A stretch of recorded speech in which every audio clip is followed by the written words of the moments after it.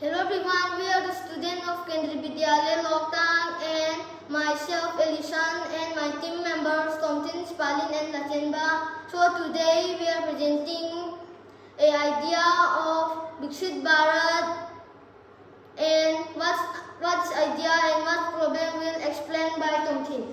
Thank you, Elishan. We know that India is dreaming for a neat and clean India. As a part of this mission, many dustbins are installed at different places. Sometimes some dustbins are not closed or some are overflow. So it produces foul smell and it is not hygiene in our health.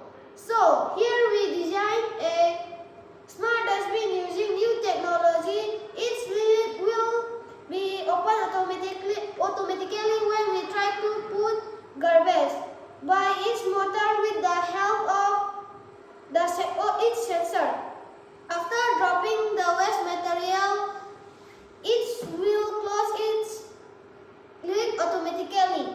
And when the dustbin is full, its sensor will detect and it will send a notification to the garbage officers.